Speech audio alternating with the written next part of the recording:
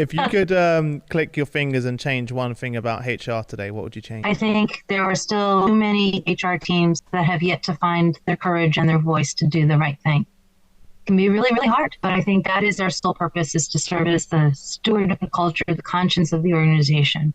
And that takes strength and takes sometimes bravery. And I wish all practitioners had that in spades. Yeah, love that. Love that.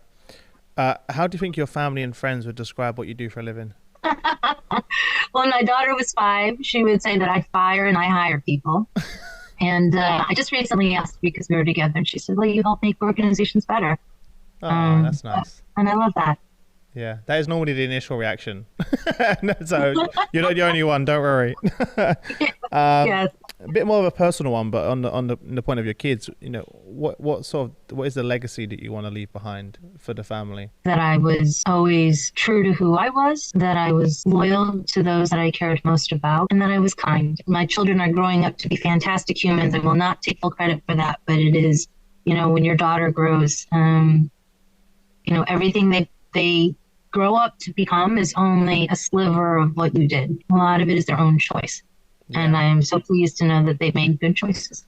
Amazing. That's great. Yeah. What do you think? It's a bit of a strange one, but what do you think that HR leaders aren't talking about enough, but they really should be? I think it depends on your organization. What is the elephant in the room in your organization? And whatever that is, you should be leading the charge on. If it is scared about AI, lead that charge. If it is, we think there is a toxicity that we're not addressing, talk about that. If your hybrid work model isn't working, make that the thing, the voice of the organization, because that is why we came to be. We are here to represent the employees so that the organizations can be best. And whatever that thing is you're not talking about, be the one that brings it to the table. Yeah, it goes full circle back to your other point around the courage, right?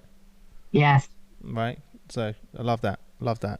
Who would you say is the one person in your career that's had the biggest impact? There's probably not a single person, although there was a mentor very early in my career. His name is Jim Lawler, and he had my back at the moments when I didn't even realize I needed the help. Right, I was doing the thing where I was eager. I had all the answers. He showed me how to be compassionate. He was a great teacher. So I guess Jim Lawler, but there certainly have been lots of other people along the way. Yeah. Yeah, no, I love that, because we always have those people along the way that sometimes see things that we don't see, equally see things in us that we don't see in ourselves. You kind of look back, and I added that question because I started thinking about that more recently, personally, around some of the people that helped me on my journey that I don't think I fully understood the impact at the time until I look back, if that makes sense. What are you most grateful for? Honestly, I'm grateful for my health. Chris, I recently read, the sick man only wants one thing, the rich man wants everything. And I thought that was so true, right? No amount of money in the world can make you healthy. Recently spoken to people who've not been well, who've not been healthy, or have heard of people who have passed. And there was only one thing that they wanted, right? It was just so that they could be healthy, so they could enjoy their life and be with their family and their friends, and nothing else really mattered, right? They just wanted to be able to get out of bed and feel alive. And I think we are living in such an amazing time. There are lots of things to be really pessimistic about, but if you can have your health and you can make a difference, we should take our energies and do that.